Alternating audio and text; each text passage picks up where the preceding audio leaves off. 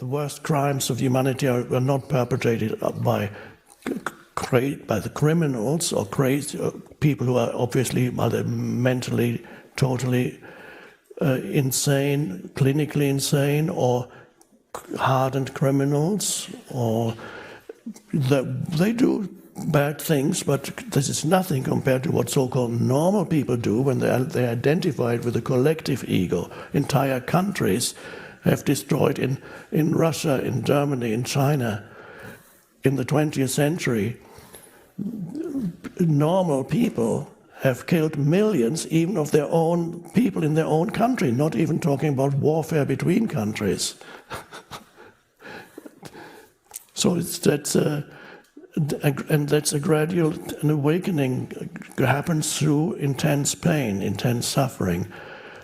You don't even need to, you can observe it just by observing yourself, how up to a point you needed your suffering. If you hadn't suffered, you wouldn't be here. If I hadn't suffered, I wouldn't be here. I know that. I would be, don't know what I would be doing. Probably drinking beer and watching television.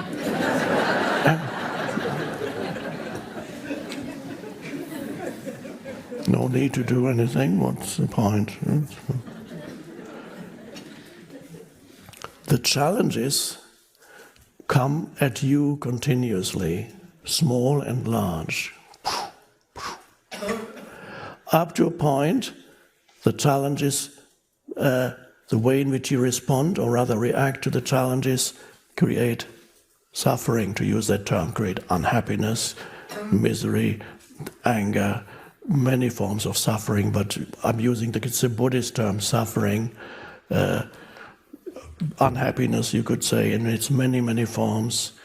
So when the challenges come, up to a certain point, the challenges make you unhappy, the challenges make you miserable, resentful, angry, dejected. All kinds of things happen when the challenges come one after another. Life never leaves you alone. Oh, for God, I want out of here. Some people say, why? Just when I thought I've sorted out one area of my life, okay, I got the job and a great job and everything is, then something else goes wrong. There's a relationship problem, or then there's a physical problem, or there's a problem in somebody close to you, something bad is happening to them, or there's some death happening close to you, suddenly some great loss. Or whatever it is, unpleasant people making your life difficult. Not unheard of.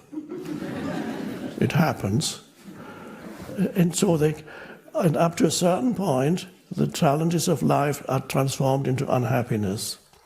And then you reach a point where you recognize the challenges are inevitable. They continue coming. It's like the waves and when you watch the ocean.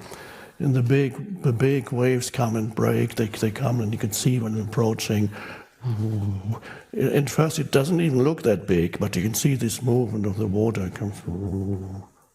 It's coming. And then finally it goes. This is how challenges come at you, but they're not always these huge waves, sometimes they are. There can be little irritating ripples that come at you. Don't like that. And up to a point, you become unhappy, but you're not happy, and you complain about life.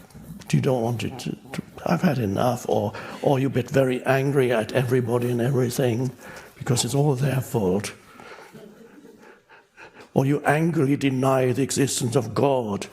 How would God allow a place like this? I would be morally superior. I could create a better world than this.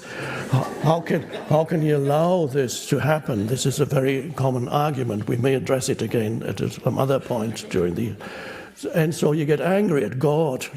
God in this case is, of course, a mental concept that you have of somebody who is in control of everything. And so you get angry with God, and then you get angry that there is no God.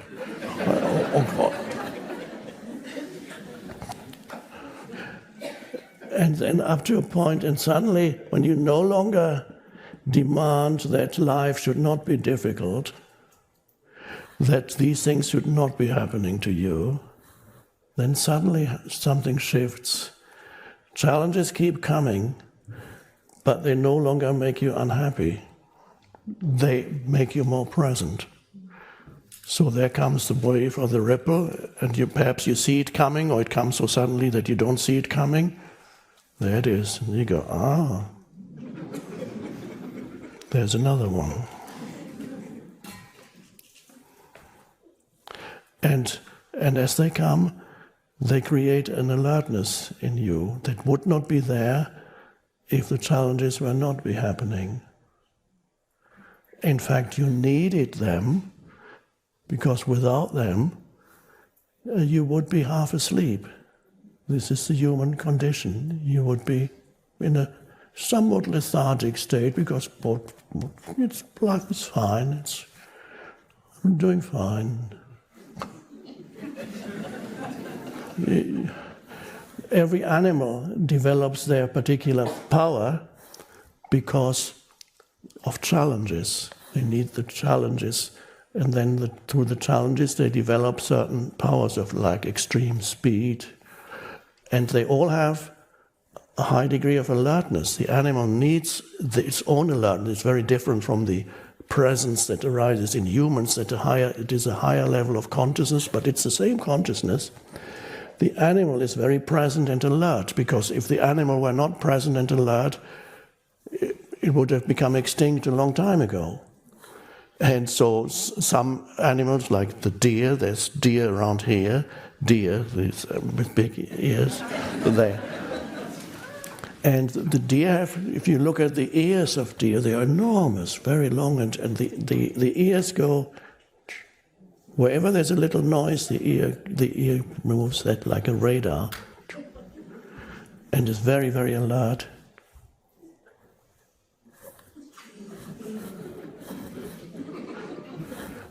Because if they were not alert, would you get, well, maybe not here, but until very recently, and in many places still the case, it would get killed.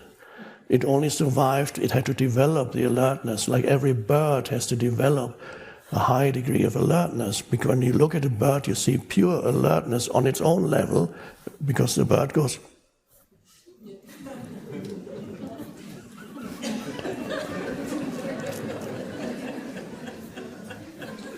Beautiful, you can learn presence. And then, of course, when they're not alert, then they find a safe place, and then they're totally at rest.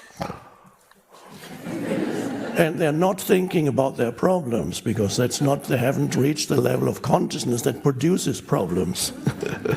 They are below problems.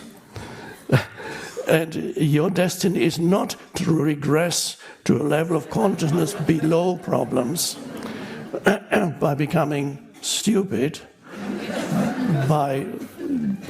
because that's not where the evolution is going. The evolution is going towards greater consciousness. You rise above the problems, you don't fall below your problems, you begin to rise above your problems, and then certain problems are still there, but also, yes, challenges continue to come, but because the way in which you deal with the challenges is now suddenly very different, you no longer complain about them, you no longer have an underlying assumption that these things should not be happening to you. This should not be happening. No, you see it for what it is. It's one of the many challenges of life that come and come and come. So you no longer have this assumption that there is something wrong with your life because of this. You can also see through the delusion of things that you see online. You begin to realize that what people post on Facebook is an illusory image of who they are. You no longer think, oh, look, their life is so great, because look how the great meals that they have, and send photos of, and they're always happy. Look where I am.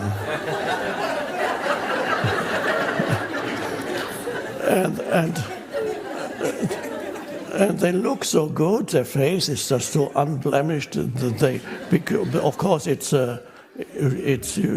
have to remind yourself that these are technical things that you can use. You can overexpose the face so much that you don't even recognize who is there, you just see the big eyes. And everybody looks beautiful like that. They did it to me too. We had photographers done, and I just couldn't get rid of these photos, that we need new photos, but every photographer, when you get the photos, has done something to your face. It's crazy.